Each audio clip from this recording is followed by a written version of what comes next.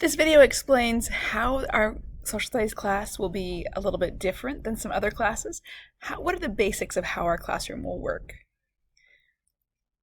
Why is it different than other classes? In past years, when I have tried to teach the whole class at once, I've always had some students who understand quickly and think it's too easy.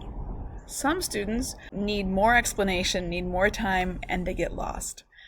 Some students want me just to talk about it and tell them information all the time. Other students want to do the talking so they can process what they learn and talk about it with their neighbors. Other students can't hear me because somebody next to them is talking, so they can't hear what I'm saying even though they want to listen to me. And then there's people who are absent and they don't know what they missed, and it's hard to make up when it was just the teacher talking in class. So that whole one size, everybody learns at the same time in whole group just doesn't really work very well. Here's what we're doing differently for our class this year. So here's what I will do because I want to meet everyone's need. I'm going to use videos. So what I would tell the whole class is going to be a video. You can watch those anywhere and on your own. It might be in class. If you missed a day of class, you can watch them at home. You can watch them in the car driving down the road. Wherever you need to watch them. You're going to work at your own pace. You don't have to wait for other people if you're quick. You don't have to rush through if you need more time than some of your classmates. And there is a plan for partner work, but you can work with others when you're ready. So it's not like you have to rush to work with your partners.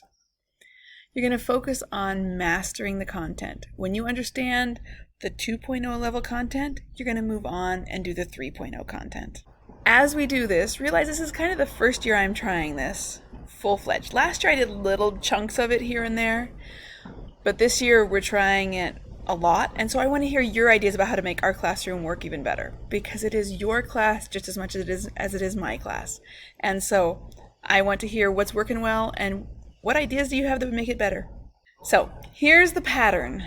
Every unit, there will be notes from the videos and textbook. There will be partner activity using the information in the notes where you process your notes together with another person. There will be a mastery check, which is like a little quiz, I guess, over each part of the unit. And that, if you can pass that, it shows you mastered it. If you didn't pass that, you'll need to go back and look at your notes again. There might be another activity or another resource I give you, and then you'll redo the mastery check before you can move on. Then at the end of the whole unit, there will be an assessment or a test, kind of like usual. A lesson might take you several days, but each lesson you're going to check at the end, did you actually get it? Grades come from those mastery checks at the end of each lesson, and from assessments, and from a few other assignments will be graded as well. Everything will be posted and explained on Google Classroom, so you always know what to do next because Google Classroom tells you. It also will tell you where to find the paper copies if you want to work on paper.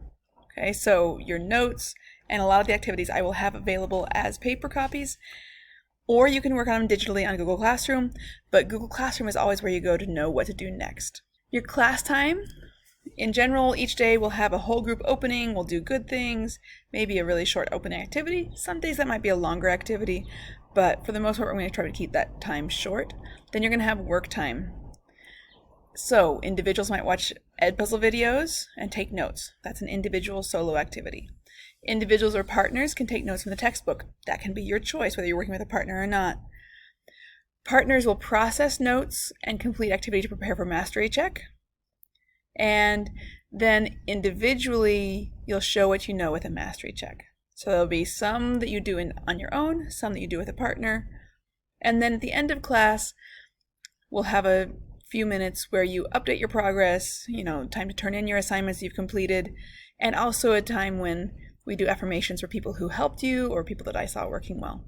The benefits of working this way, it's called a modern classrooms approach. You're going to be able to work closely with me.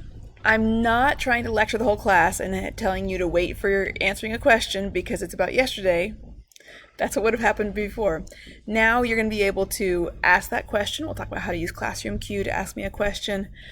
But I'll be working with people one-on-one or working with small groups when you need my help.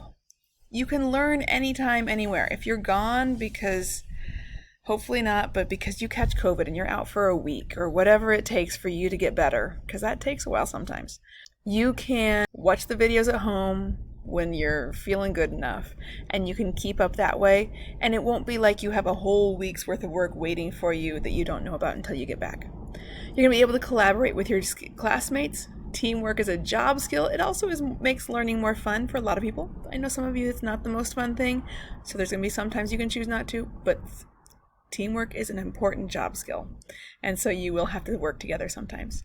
And you will build your knowledge and confidence because you're processing it at your own pace. You can do this. And so that's how we're going to make this a great year.